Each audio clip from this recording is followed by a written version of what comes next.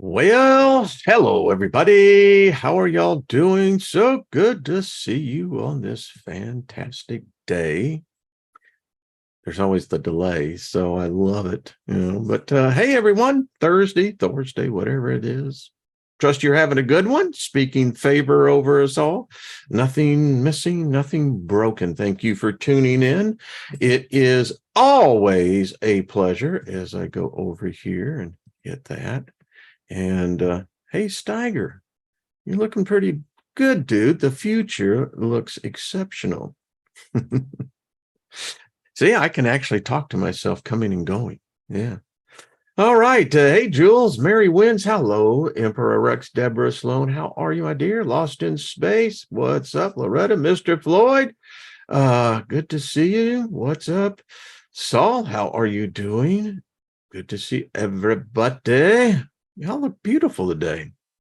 Feeling rather groovy, Yeah, I always think of that song, what is it, 59th Avenue? Slow down, you move too fast. You got to make the morning last. Anyway, there we go. That's all I got to say. Go. What's up, brother? All the way from Croatia. How are you doing? Deidre, good to see you. That was an exceptional. Well, thank you. Thank you. Yeah, John Price, good to see you as well. DC, what's up? Susie Q, I see you. Yeah, Deidre, speaking of Stephen, what's up, buddy? Good to see you. I'm sure Scotty Boy is going to be in here, if not already. Anyway, I like those kind of shows where my wife and I were talking way into the evening. It's revealing. We can't be the first race. That's impossible. There was something here before us. And, carrying this forward, Rick, how you doing? Green Earth Bounders. Hey, man, we're looking for a way out. That's all I got to say. Reborn, what's up? Good to see you as well, Peter. Good to see Melissa. Hello. So, few takeaways, because we're going to get into the book today. And oddly enough, the author doesn't live all that far, a couple hours from where I am. So, going to be hooking up with him. F. Kitty, good morning. Good to see you. All you folks, remember next week, what is it? Next week? Or are we 2 weeks away when they jack with the time? So, yeah. Goddess Avina, how are you? Good to see you. So, takeaway for me is this. I don't think that this is the same solar system. If Earth is an entity, then we watched this entity be created, right? That we call Mother Earth. It's the only planet we have. But it's very apparent that that's not the same solar system. And it's odd because the Thunderbolt Project, they have a wonderful documentary series you should go over and check out about a different time when there were other people here. And the thing about it was, they have a story that it was Saturn was the only light that Earth got. And Venus was a comet that was captured in this cataclysm. I think you could probably get some validation if you read the first book of Genesis. Now, I'm not saying that that's how it happened, but we have to use something as a template. I mean, it's something that everybody refers to. So we know that there was the earth. It was producing plants. I'm not sure still how that works. We know one big continent. We know there was no sun, no moon, no tree, no garden.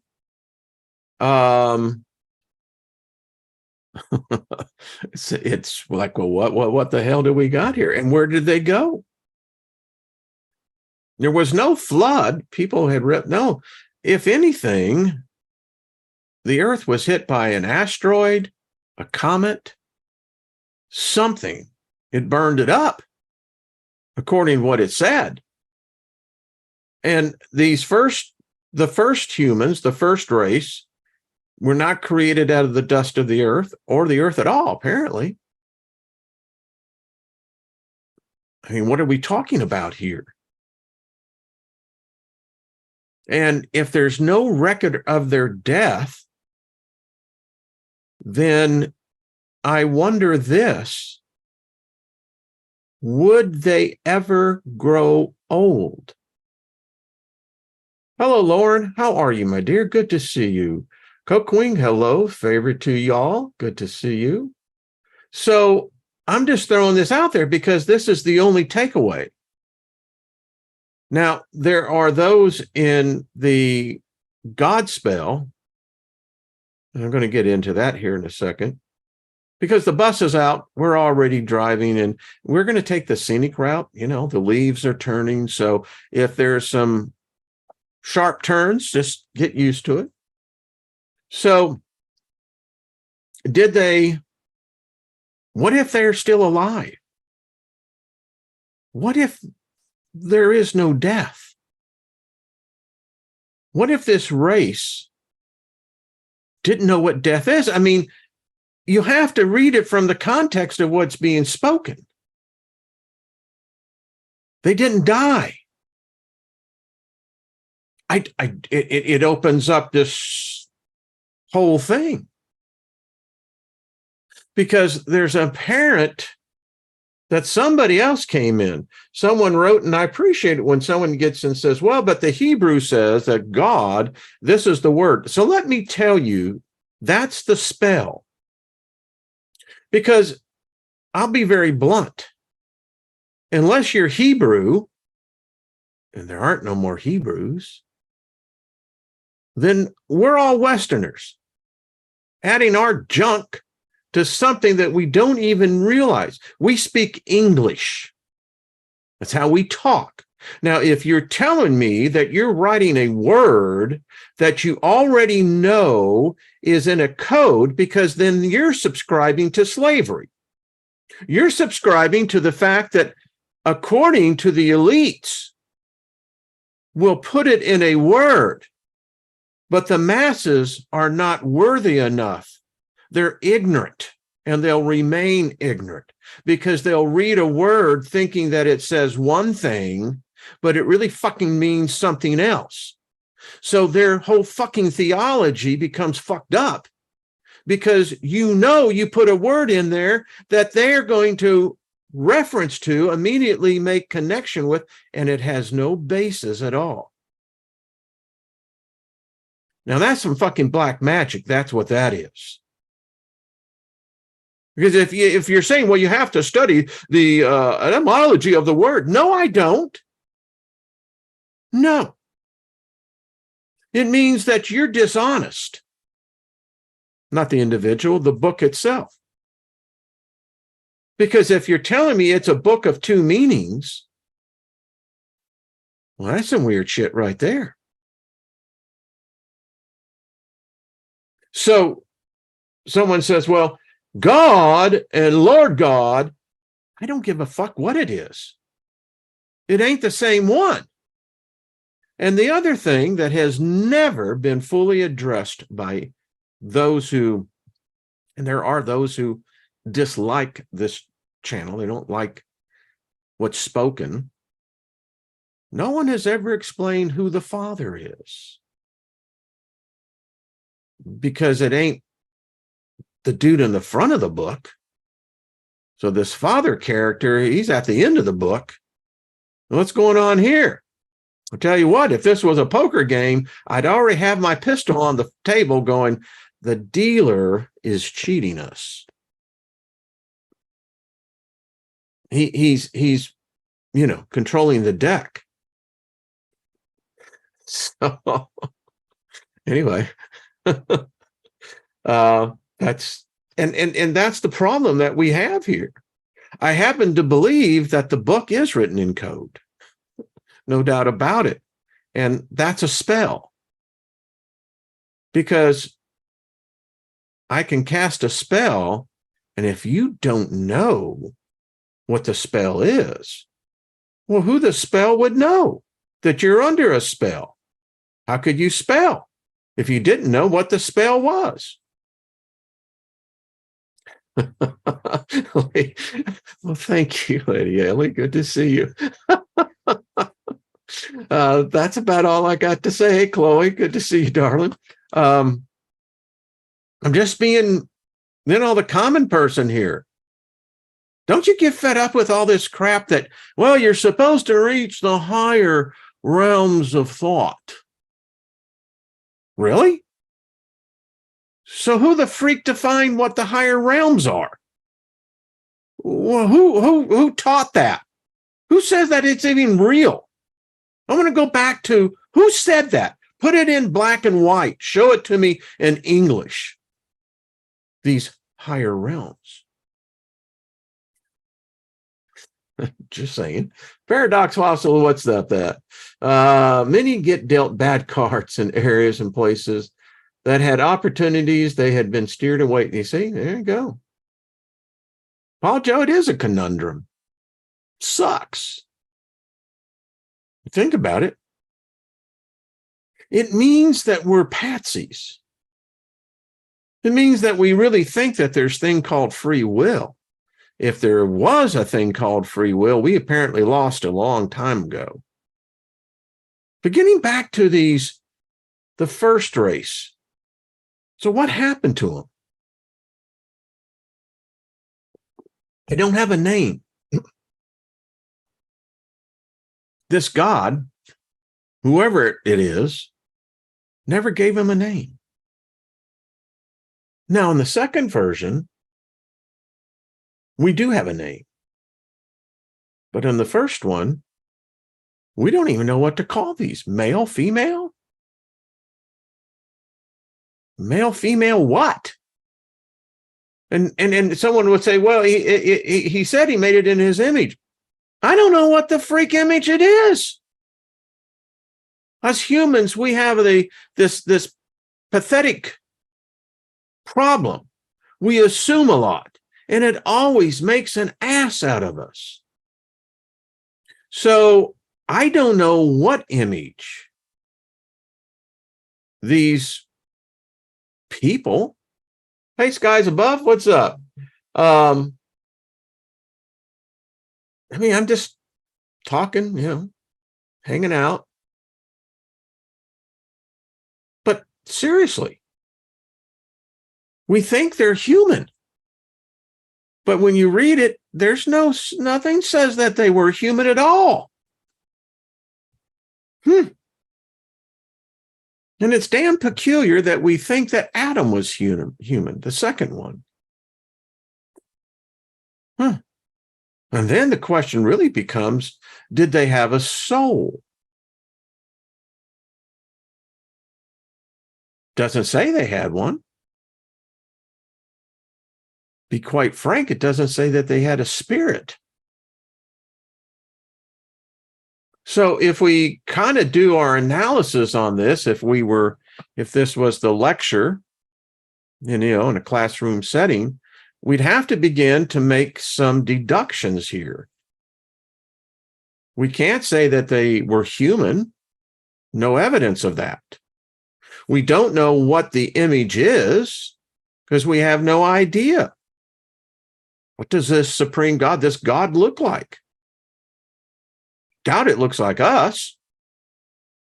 Doesn't say that they were made of the earth. Said he created them in his image, both male and female. So they weren't created of the earth. Okay. They didn't have any soul or breath blown into them. Okay. I really don't know. Are these the demons? Are these the angels? Is this what we're seeing, how they were created? Is that what, listen, that this planet wasn't in the solar system, so, I don't know. Hey, Caz, what's up, darling? Hey, I'm just trying to lay out some thoughts, whether it's logic or not. Well, I don't even know what logic means. So, this is a true conundrum. It's a paradox. So, the earth was destroyed, burned up. Then we get this second story. But the thing that keeps drawing me back to this, and we're going to get into the shadow people because I think they're connected. I don't know why. We're going to kind of go. I'm going to actually reach out and see about actually going and visiting the gentlemen that were the darkness walks. But something, because here's the other thought. There was no heaven, no hell. None of that was mentioned. Very clearly, it didn't exist. So if there's no heaven, no hell, what would they ascend to? It would appear to me they were already ascended. But again, no death. You see where I'm going with this? What say y'all in the chat room? Checking that out. I mean, if you have another opinion, let me know. I'd really like to see this. I think so often I look for people to address the issue. Like yesterday, got a couple of great comments and emails where this has radically changed a number of people's whole perspective. One lady wrote and said that, you've completely shattered the core of what I perceived and was taught. I know, been there, done that, sucks. Yeah. But the thing about it is that then it allows you to address this with a different set of eyes. John said, that's interesting about the shadow people in Japan with the Hiroshima, Nagasaki. Yeah. They literally were imprinted into matter. That's yeah. Hey, CDL, good to see you. Thank you. Receive that. Viola, thank you.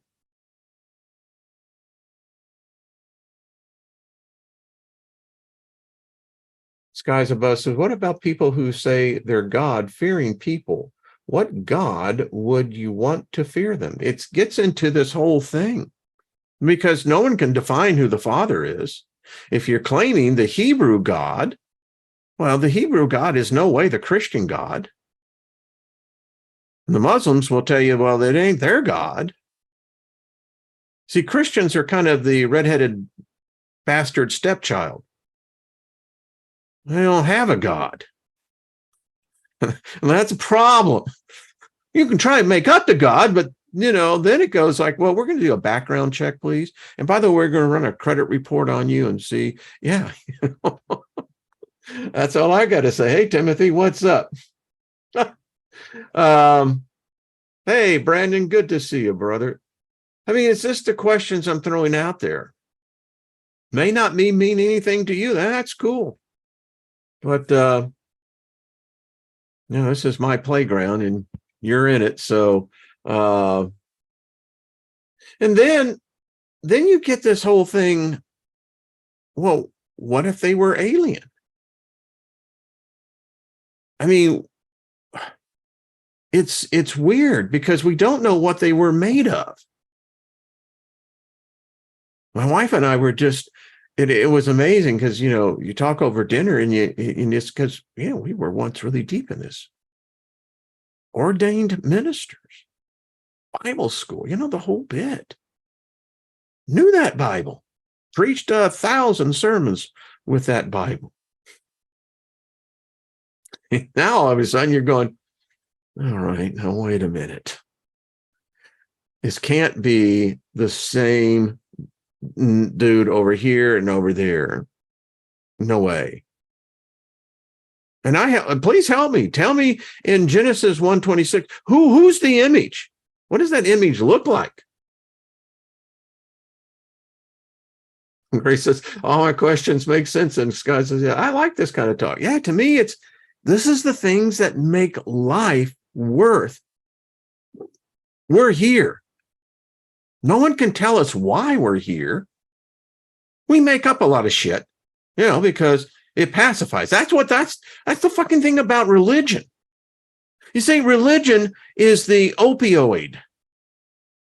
Stalin said it. It's like people who depend on religion are heroin addicts, metaphorically.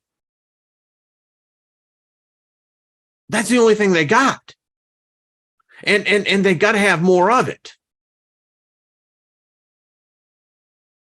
But again, it's there to pacify us. We're not supposed to ask the questions. Well, don't ask that question. I have been called so many names. I've had a number of emails over the years where people have talked to their pastor, their wife, husband, counsel, bringing up some of these questions. And then it always gets back, well, who are you listening to? Where'd you hear this? And then the next thing that comes out, well, that's devil wisdom. Okay, that's the devil's wisdom. So let me get this right. You can't answer the question, so we'll just come in here and get a little shot and go, oh, well, that's just devil wisdom. Don't listen to those type of people. They'll confuse you. They'll start asking questions, and why even worry about an answer? You should be satisfied knowing that God loves you. He murdered his own son, and he'll murder you. But we're going to give you all the salvation you ever want in a new prison called heaven or hell. Both are great amusement parks. Both have their adventures. And you'll never know that you're in either one.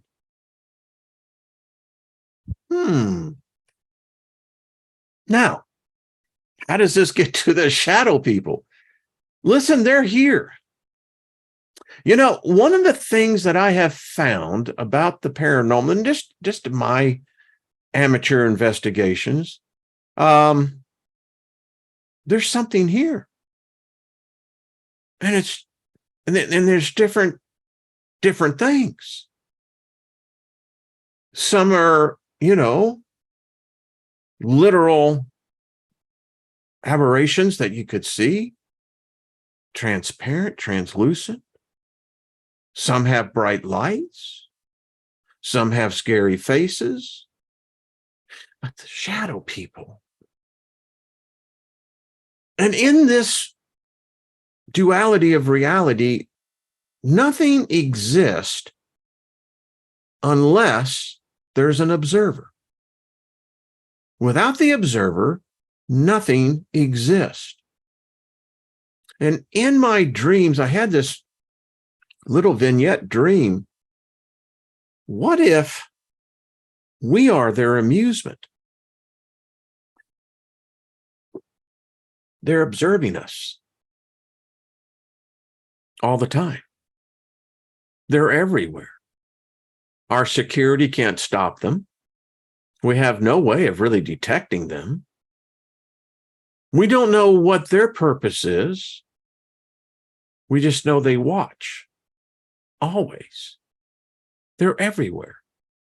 Different sizes, different shapes, different kind of darkness. I mean, what if we are the minions, the puppets?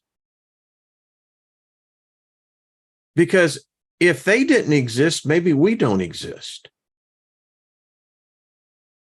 I mean, that's the whole idea about quantum reality. Reality doesn't actually exist the way that we think it exists. You think you're living in your home, that you're in your home right now, but your home is only observable by what you see. You may hear the outside street, but the outside street doesn't actually exist until you get up and look out and see the street. Now, what if we are their doppelgangers? What if there's a whole hierarchy structure of these beings? What if the earth is, in fact, their dominion?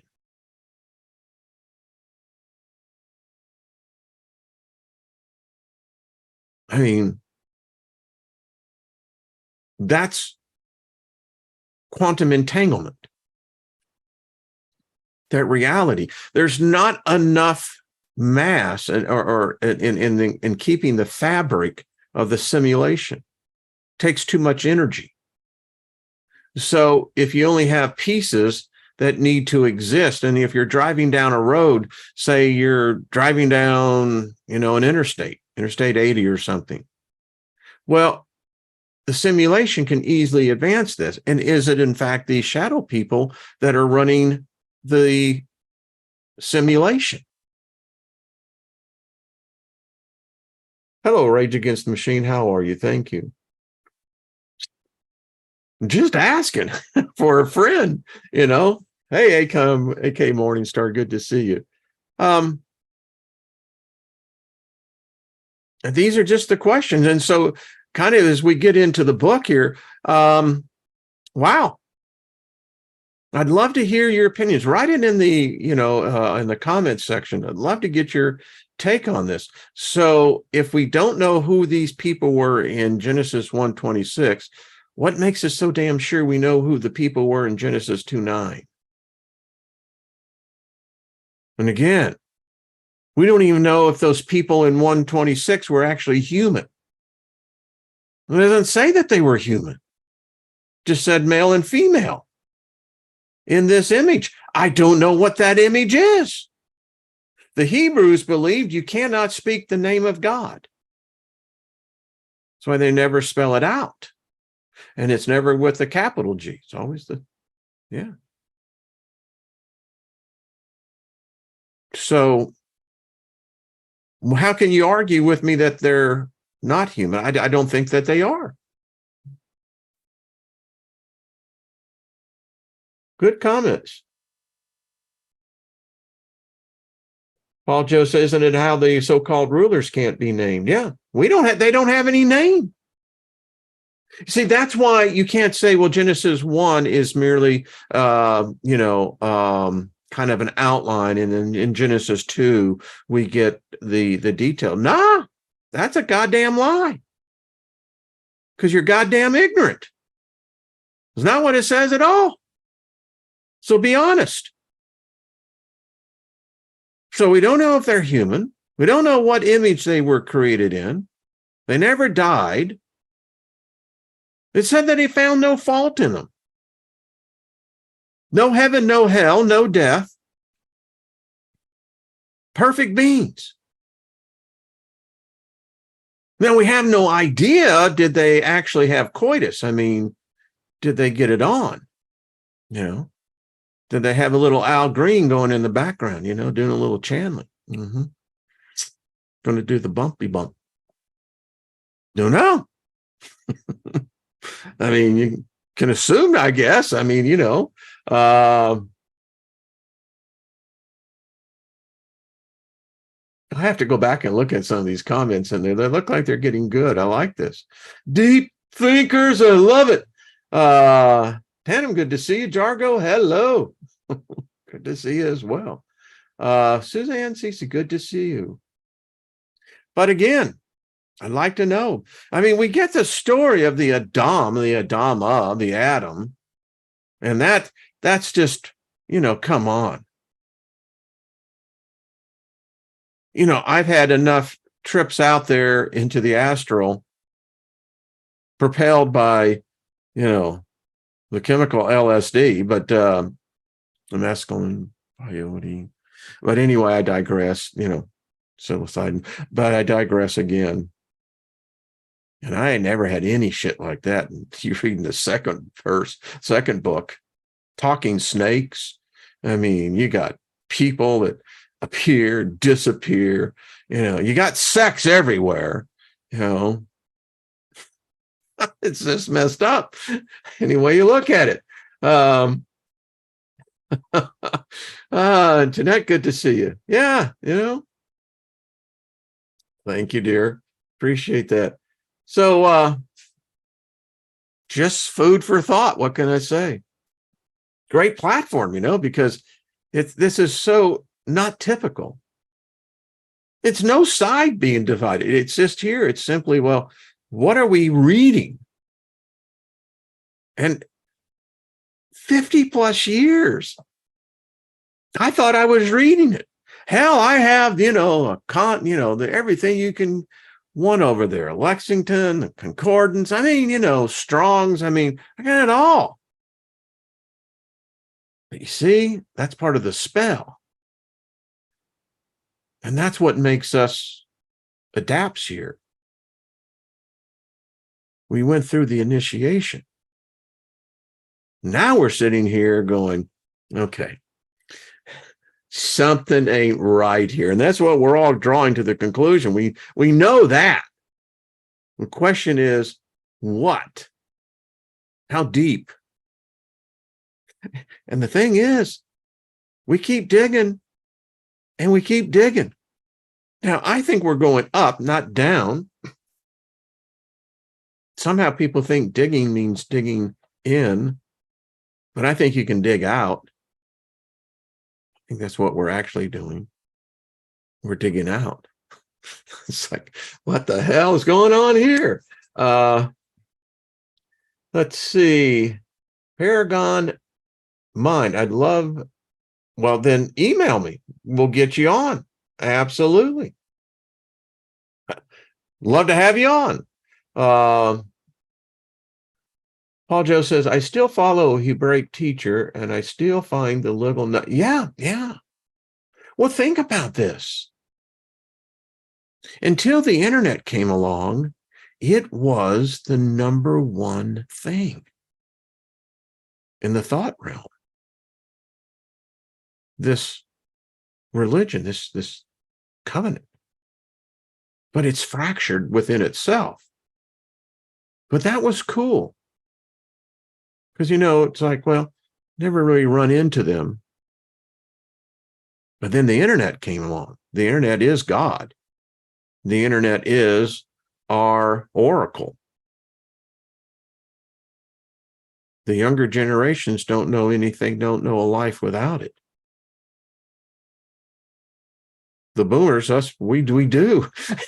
We absolutely do remember a life without it. And it wasn't a bad life. We as kids, we saw the magical. We were magical. Our world was magical because we had to think. You go outside to play, you have to think. The complexity of playing is quite complex, quite interesting. See, we say that you have to go to work every day. Why is it that we distinguish one task as burdensome and another as plain is somehow less burdensome?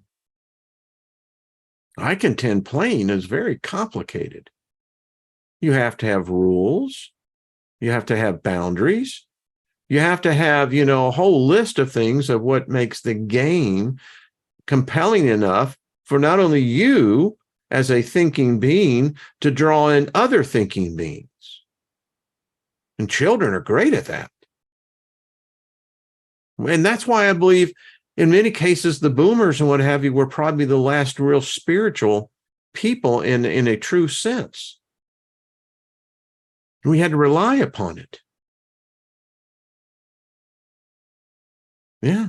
Anyway, it's just a thought. And this is all in the discussion of shadow people, the first race. It's, and some can say, well, it's a preposterous association. I don't think so. Of course, it upsets the whole paradigm. Because if we admit to the fact that we're not the first race, then I think all bets are off the table. I mean, it starts to shatter and the walls start coming down. Since the shadow beings are here in my house, like to zip in and out. Yes, they do. I saw one the other day and it's Rick says, we are merely illusions in a dreamlike matrix, moving through the shadow people and being viewed by the gods of the universe. So very interesting. Pass that joint over, would you? Yeah. Tadpole says, no, I'm Gen X and remember life without the web. Okay. All right. Well, there I stand corrected. But well, then what time when were you born? Because the net really started coming out in the 70s when it really began to advance. But yeah. Oh, I like that. The internet is our Skyrim mirror. Yeah. Mr. Floyd, don't bogart the joint. I've seen shadow animals. Now, Kim, that is very interesting because I happen to think that as well. Hey, Gaia, what's up? So I always ask, Wayne, are the gods? It's a big question. I don't know who they are. I think it's us. I really do. I've been completely wrong on this, but it seems we create reality.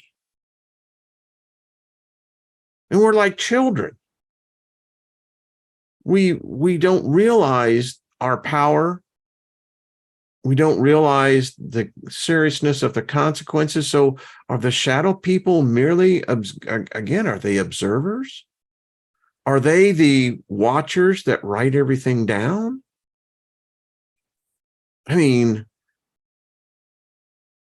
it opens up to a whole lot. So,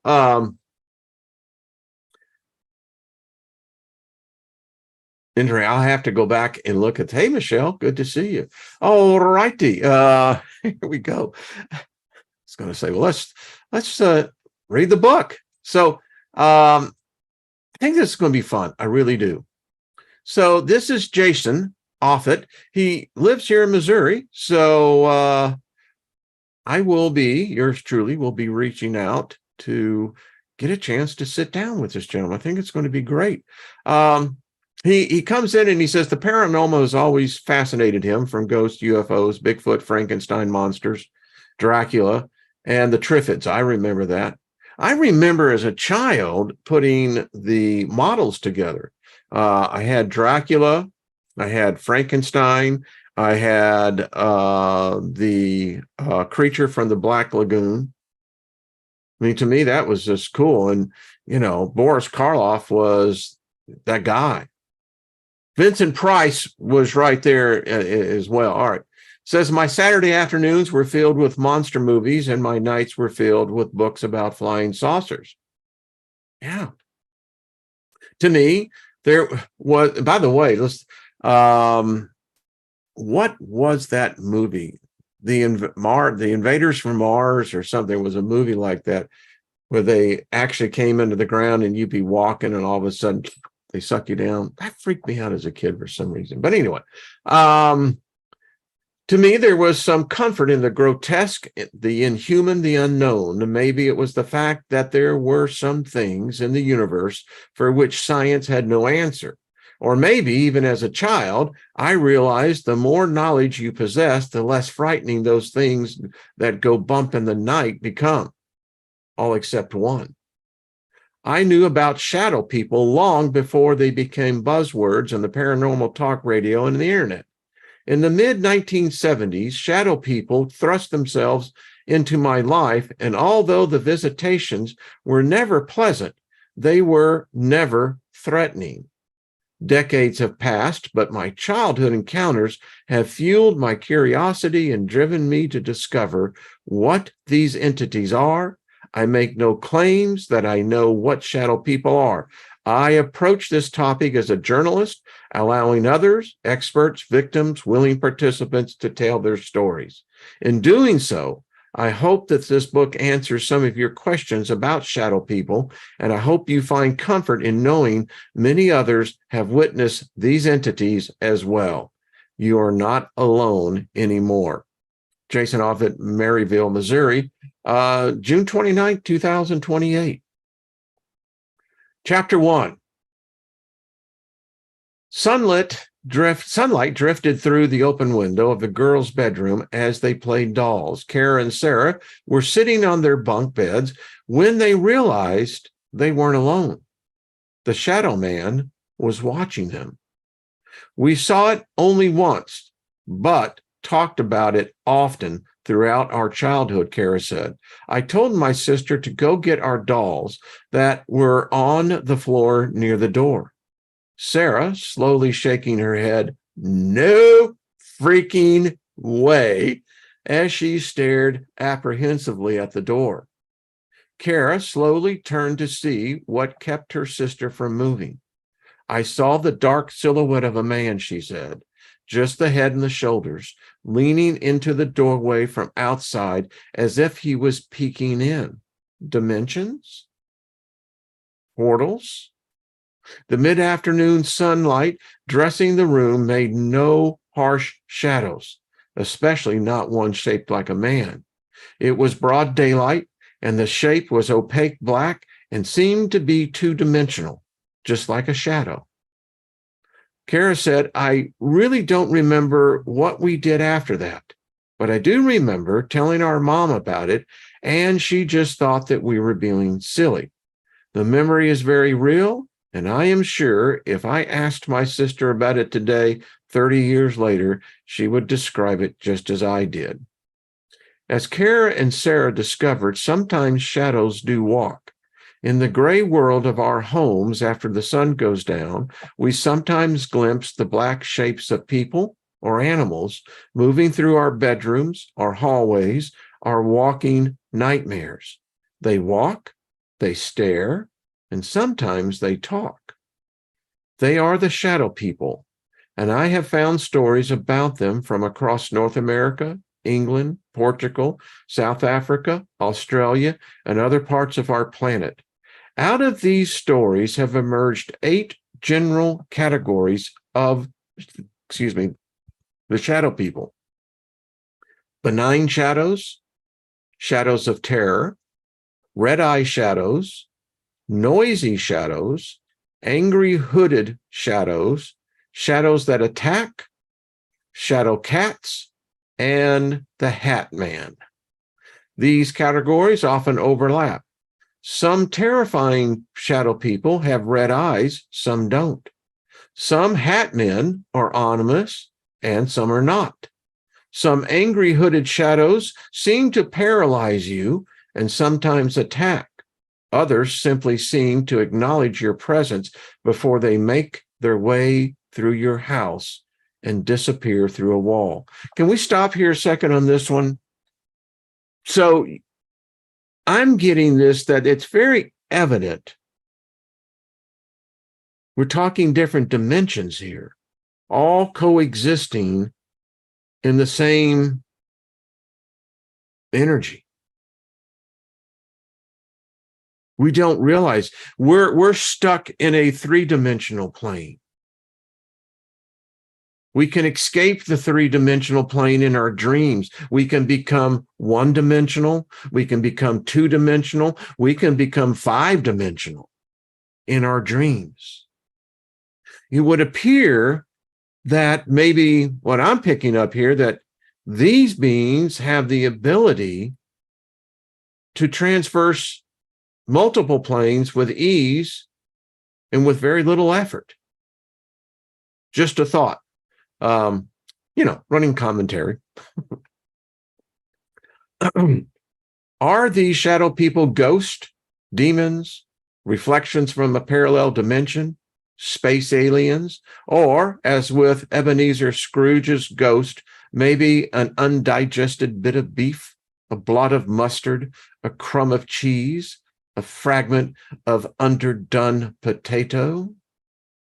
Although experts in the paranormal and science offer numerous explanations for these shadow people, all or none may be valid. Whatever these entities are, the uncountable number of geographical separated people who have encountered these dark beings know they are real because they have reported seeing, hearing, feeling, and fearing these walking shadows. Like Margaret Davies of Seattle. Davies moved into her house just east of Seattle in 2002, and from early on, she knew something wasn't quite right about the house. The third night in the house, some relatives came to stay the night, she said. Later, the next morning, my aunt took me aside and said she sensed something in the house the previous night. Nothing bothered her until she began modeling in 2005 and started seeing a dark figure in her home. Quite often, I began to see a dark shape of a person near the door of the den out of the corner of my eye, she said. At first, she dismissed these sightings as a trick of her mind until she was sitting in her hot tub one night in November 2007. I glanced in the living room window, and there was a dark shadow in front of the lamp staring at me. At first, I thought someone was in the house, but then how could they be dark in front of the bright lamp? As soon as this man-shaped shadow realized she was looking at it, it quickly moved from the window through the living room wall, re-emerged in the kitchen, and then disappeared towards the den. I ran inside, dripping wet, checked the house, and no one was inside, she said. I never said anything to anyone. A few months later, a cousin stayed the night with her and saw the same thing. He looked awful in the morning, Davy said. I asked why. He told me he was very frightened the previous night. He said he saw a shadow in the hallway watching him in bed, and then it disappeared through the wall. Her cousin asked why she didn't warn him her house was haunted. She didn't because she didn't think it was haunted. I'm not sure it's a ghost, and if it is, I don't think it's a bad one, Davy said. I'm not sure what this shadow person is or what it wants. I don't feel threatened by it, but I am scared when I see it. Sightings are rare, though, so I don't mind putting up with the unwelcome house guests. What are they? Have you seen these human figures walking through your room at night? Have they been cloaked like the Grim Reaper? Have they glared at you from the darkness with glowing red eyes? Or worse, have they touched you? I know you have a story, or you probably wouldn't be reading this book. Do you know what these shadow people are? Carl Beckman's father thought he did. Shortly after Beckman's father died in 1992, Beckham discovered something he could never wipe from his mind. My brother told me that one night he was bringing my dad home from the doctor's office. When they got to the house, my dad told him to pull his car so that he could shine the headlights into the backyard because he wanted to see what was out there. Beckham's brother saw nothing strange in the backyard, but since their father slept in the back of the house, his room would have overlooked the yard. Beckham wondered what his father was looking for. When I went into his room, I was shocked to see that he had placed several homemade locks, pieces of wood nailed to the door, like he was trying to keep something out. Beckham's father saw blacker than night spirits roaming the yard. Spirits he was afraid fed off the dying. Although no one else in the family could see these shadow people, Beckham's father could, and he was terrified of them. Terror often accompanies these entities, sometimes because of the unknown, but other times just the presence of a shadow man pulls raw fear to the surface of your consciousness. Independence, Missouri-based psychic Margie Kay is familiar with shadow people and said these entities come from a number of different sources, but that one type of shadow person feeds off terror. I think that shadow people are just people that live in a higher dimension than us, and they may look just like us on the other side, but we can only see their outline. Most are probably benign, but others, the ones who actually interact with us, are likely not and may even be some type of entity who gets their energy from fear. And there's actually this, as you can see, a poll conducted. It's interesting. In this poll, he said the respondents overwhelmingly believe shadow people are beings from a different dimension, 47%.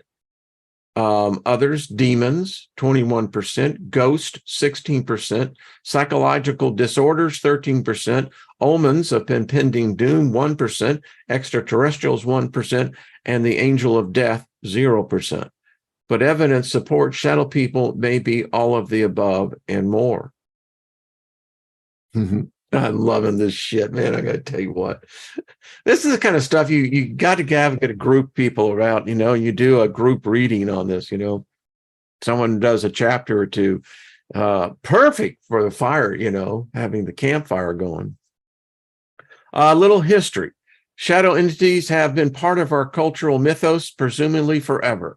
But specific descriptions of shadow people can be traced back to the recent history with the 1887 short story, La Horla, by French author Guy de Maupassant. Details of paranormal activity in Maupassant's story correspond with many shadow people reports. Maupassant's fictional tale, which deals with an aristocrat's descent into madness, describes a fear of sleep, seeing a dark presence in the periphery, and finally feeling the presence become more invasive to the point of attack. The terror that Maupassant's character experience is common in many shadow people encounters. Last night, I felt that somebody was squatting on me, putting his mouth on mine, drinking my life through my lips, the character says. Yes, I really felt he was sucking my life out through my throat, just like a leech would do. Maupassant's character later postulates he is possessed by this entity that has stalked him. This, again, is a behavior reported in some shadow people encounters. I'm going to be curious if he gets into where those who have been sexually attacked. Be curious to read on that one. The term shadow people appear in popular culture in 1953 in the radio drama Creatures in the Shadow, also known by the title The Shadow People, that appeared in Chicago's WGN-AM Hall of Fantasy. But the earliest shadow people report that I have been able to uncover occurred to Charles G. Parcells, now of Otto, North Carolina, in 1949. Some of these dates are just very interesting as well. My encounter was a long time ago, but I still remember it very well, Parcells said. Of course, at the time it occurred, I'm sure the term shadow man had not yet been coined. Charles was 13 years old and lived with his mother, brother, and grandmother in San Jose, California, when a shadow man invaded his life. It was around 10 at night, just a few faint glows of the streetlights visible through the windows. My brother and I were lying in our beds, talking a bit before going to sleep. Diagonally from Charles was an old-fashioned sash window, not curtained or shaded, which looked out over the walkway that ran alongside the house. All of a once, a dark figure dressed in a black cloak and wearing a black hat with a wide brim and a tall crown appeared in the window. He recalled, no facial features was discernible on this person, but I took to it to be a man. The shadow man stood at the window, reached out both hands, and in complete silence raised the bottom sash. Physicality. Interacting with corporeal matter. Although he was going to climb in, Parshall said, at that moment I started yelling my head off in total fear. As I did so, the figure reached up and silently closed the window, turned, and moved out of sight. His mother burst into the room to see what the yelling was about. I need not go into that scene, Parshall said, since my tale was profoundly doubted. But the next day, Charles discovered that the shadow man was something more than a flesh and blood man. The window had been locked from the inside the whole time. He said the window, either opening or closing, made an audible, raspy, squeaky sound. Outside, no footprints dotted the soft earth between the window and the walkway.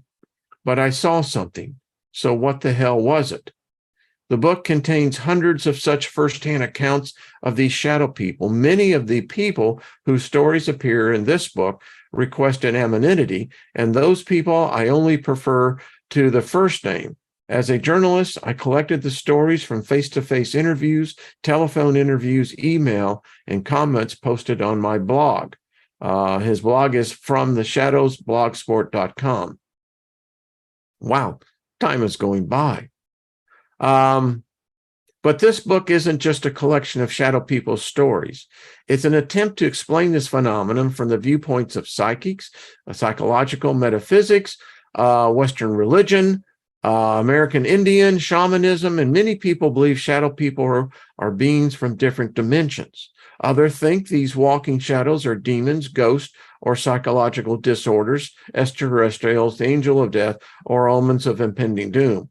This book also covers how to get rid of the shadow. I wish I had this book when I was a child, watching in horror as these entities walked in fits and jerks through my room. My quest to find out more about these darker than night, two-dimensional human-shaped beings started many years ago. Between the ages of 8 and 12, I saw this walking darkness, lying in bed at night. After my parents turned off the light, moonlight pouring through the open windows in our old farmhouse gave me a clear view of my entire room, the bookshelf, the Farrah Fawcett poster, and the shadow people. I started from behind the blankets as human shadows walked through my room. I cried out. My mom and dad rushed into my room, but they never saw the things I saw. I didn't know what the things were, but I knew I saw them. And as I grew older, I found more people have seen these shadow people and have been just as frightened. Whatever the explanation or explanations for these shadow beings, most people who encounter them feel afraid, violated, and helpless. To be a shadow person, you are nothing, and that's why they will sometimes ignore someone. Exorcist James Buckingham had said, if you strike their curiosity, then look out. Their presence means bad things are on their way. Shadow people, he said, never operate alone and are very curious.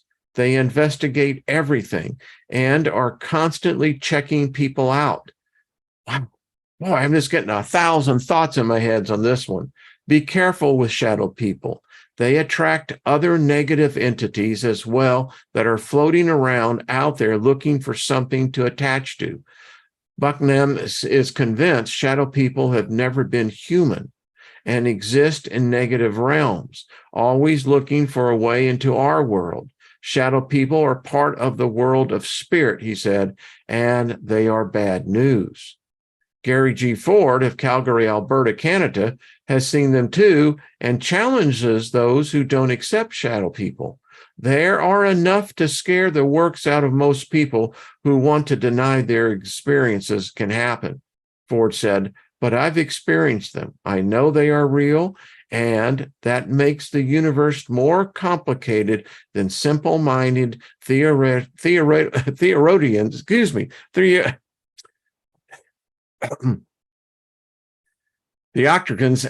wish to entertain. The theologians, right? So begin our journey, and we're going to cut off right here. We're going to get into this. So the science of this. So I think it's a compelling enough story that, wow, And if you want to come on, love to talk to you. I'd love to get a panel, a group have had experience of this. I think it'd be fascinating to hear the stories. I got my experiences. I have, some pictures that I don't know what the thing is. It's as many of you have seen. So, yeah, they're real. And again, part of the conversation was obviously talking on a different plane, but everything's connected. The BBC a number of years ago had it on PBS called Connections. And the guy was a lovely gentleman, would come out, start talking on a topic or subject, and for the next hour just seemed to be completely random. Many of you probably have seen it, and I know they revived the show again, but it was the fact that no matter what rabbit hole you went down, it was all connected. Everything is.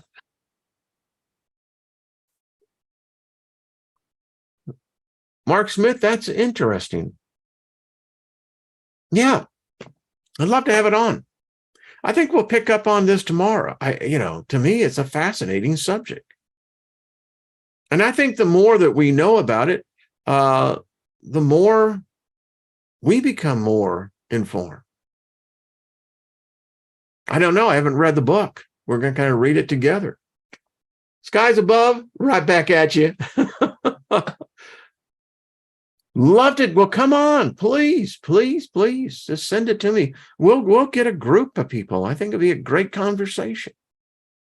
Rage Against It is go watch the Shadow People about radio host. Interesting. Well, yes, Jeanette, thank you. Hit the thumbs up. 80. Yeah, that's cool. Numbers, numbers, right? Fascinating. That's all I got to go. It's got to say. It is all connected, Paul Joe. Yeah, it really is. Timothy says, I don't think they like sage. Well, it's interesting. They're here. This whole idea of them, I don't, here's what boggles my mind. They are two-dimensional. So it presents a theorem that life, intelligence, transcends all dimensions, right? And if it transcends dimensions, these beings have figured that out. Now, I don't know what else exists in the second dimension. But if they can easily come into this dimension, wow. I wonder who else can come into this dimension at will, apparently. And apparently, what we call these walls and everything around us are really just kind of an illusion in this realm. I don't know. I love that stuff. Elderberry, what's up? They smoke cigarettes. Okay, everyone. Well, much love to you. Thank you for tuning in. It's just a bizarre topic. They're real, and I have no doubt that we're talking about this, and I want to get the author on. I really do. I think that to interview him is going to be a fun time. So I will be reaching out to set that up. So nothing missing, nothing broken. And as the Wild Stallion said, be excellent to one another. There we go. Brian, right back at you, brother. All right. Much love, everyone. See y'all tomorrow. Keep it on what I like to say, the good vibe. Hey, the world may be going back crap crazy. Doesn't mean we have to, right? All right. Until we meet again. Hey, Nina.